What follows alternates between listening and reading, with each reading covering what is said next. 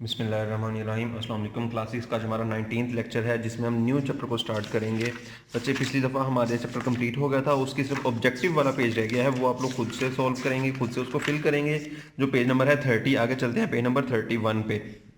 यहाँ पे उसने कुछ हमें बेसिक कॉन्सेप्ट से चीज़ों के बताए हुए हैं। वो क्या हैं? वो कहता है the world was laid open to mathematicians by invention of Arabic system of numerals. Arabic system कौन सा है? 0 से 9 तक नंबर का जो सिस्टम है उसको हम अरेबिक सिस्टम कहते हैं।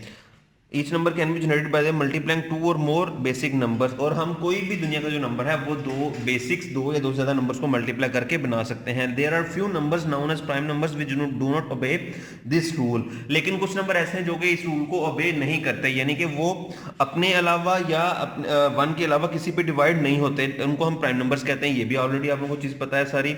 अब आगे चलते हैं, हम लोग देखते हैं उसने नीचे एग्जांपल्स दी हुई है, जैसे 7 मल्टीप्लाइड बाय 1 7 आता है, 13 मल्टीप्लाइड बाय 1 13 आता है, 19 मल्टीप्लाइड बाय 1 19 आता है। तो 19 13 या 7 आप इसको 5 भी कह सकते हैं, 3 भी कह सकते हैं, 2 भी कह सकते हैं। ये ऐसे नंबर्स हैं जो अब इटसेल्फ या अपने आप और 1 के अलावा किसी पे डिवाइड नहीं हो सकते। तो नीचे उसने उनका टेबल भी दिया हुआ है। उसके बाद नेक्स्ट पेज पे चलते हैं। अब उसने क्या किया है, उनको मल्टीप्लाई किया है। 19 को मल्टीप्लाई किया तो आंसर आया 38। 19 को 1 से मल्टीप्लाई किया आंसर आया 19, और 2 को 1 से मल्टीप्लाई किया तो आंसर आया 2। सेम इस तरीके से 7 को 5 से मल्टीप्लाई किया 35, 7 को 1 से किया 7 और 5 को 1 से किया तो 5 आ गया।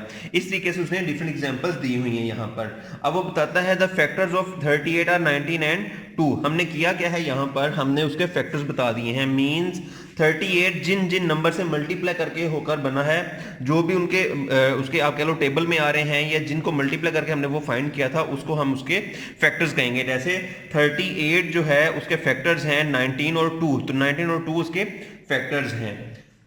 दोबारा मैं बता देता हूँ क्या कह रहा है इसके। वो जब दो नंबर, दो या दो से ज्यादा नंबर्स को मल्टीप्लाई करके आंसर फाइंड किया रहता है, तो वो उस नंबर के फैक्टर्स हो रहते हैं। क्या हो रहते हैं? उसके फैक्टर्स। यानी 19 और 2 38 के फैक्टर्स हैं। The factors of 38 are 19 and 2। तो अगर आपको पूछा जाए कि किसी भी नंबर के फैक्टर्स क्या होते हैं, तो आप क्या बताएंगे? आप वो नंबर्स लिख देंगे जो कि उसको पूरा पूरा डिवाइड करके आते हों। जिस तरीके से नीचे एग्जांपल दी हुई है 35 है, उसके दो फैक्टर्स आएंगे 7 और 5, क्योंकि वो 7 और 5 को मल्टीप्लाई करने से बनता है। इसी तरीके 39 है, वो 17 और 3 को मल्टीप्लाई करने से बनता है। आगे चलते हैं, इसके राइट साइड पे देख लेते हैं। उसमें वो बता रहा है 38 is the multiple of 19 and 2। अब हमने वहां पे उसके फैक्टर्स बताने थे और यहाँ पे मल्टीपल बताना है। तो अगर हमने आपसे पूछा जाए कि 38 का इनसे क्या रिलेशन है, तो 19 और 2 उसके फैक्टर्स थे और 38 इनका मल्टीपल है।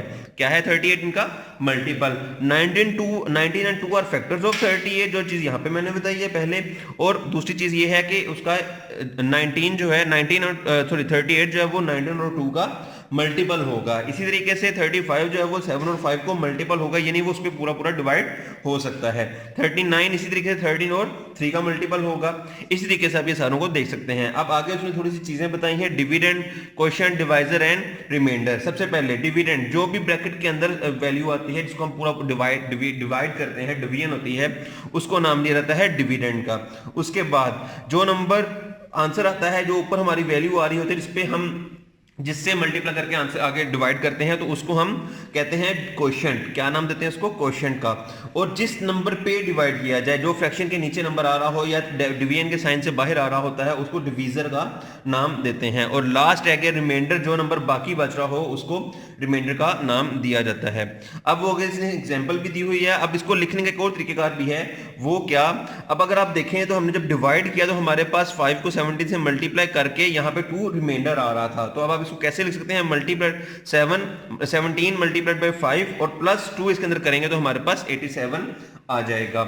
इसी को उसने एक रूल की फॉर्म में लिख दिया है, डिविडेंड, यानी ये जो नंबर है किसके इक्वल होता है? Quotient multiplied by divisor. Quotient को डिवाइजर को मल्टीप्लाई करें और उसके अंदर रिमाइंडर को ऐड कर दें। नीचे उसने कुछ एग्जांपल्स भी दी हुई हैं। ऊपर वाले जो क्वेश्चंस थे उसमें एग्जांपल के साथ वाज़ेह कर दिया है। आप इनको एक दफा देख लेंगे, इनको गो थ्रू कर लेंगे। आगे नेक्स्ट पेज पे चलते हैं हम।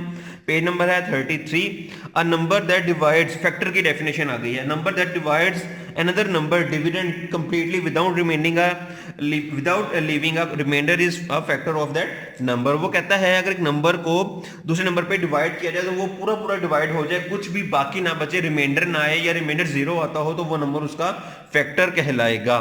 ये फैक्टर की डेफिनेशन हो जाएगी, जैसा कि ऊपर एग्जांपल में भी वाज़ेह कर रहा है। 35 जो है वो 7 5 30 होता है, रिमाइंडर कुछ नहीं आएगा तो ये उसका फैक्टर है। 5 7 35 होता है तो ये भी उसका फैक्टर हो जाएगा। इस ये डेफिनेशन थी हमारी। इसके बाद आगे नेक्स्ट पेज पे चलते हैं।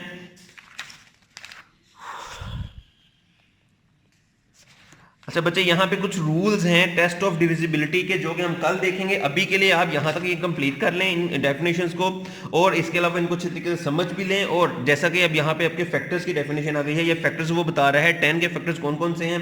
10 जो है वो 1 पे भी डिवाइड होता है, 2 पे भी डिवाइड होता है, या 5 पे भी डिवाइड हो सकता है। इसी तरीके से 12 जो है वो 1 पे, 2 पे, 3 पे, 4 पे एंड 6 पे डिवाइड हो सकता है। तो ये सारे उसके फैक्टर्स होंगे और 12 इनका मल्टीपल हो जाएगा। इसी तरीके से 117 जो है वो 1 3 9 13 39 पे डिवाइड होता है एंड 117 पे डिवाइड होता है, तो ये इसके मल्टी फैक्टर्स हैं और 117 इनका मल्टीपल हो जाएगा। तो इस तरीके से बच्चे आप इनके फैक्टर्स को, मल्टीपल्स को अंडरस्टैंड कर सकते हैं। नेक्स्ट टॉपिक में हम 10 रूल्स ऑफ डिविजिबिलिटी पढ़ेंगे। अभी के लिए आप इतना ही अपना लेक्चर रखें। होपफुली क्लियर हो गया होगा। Thank you.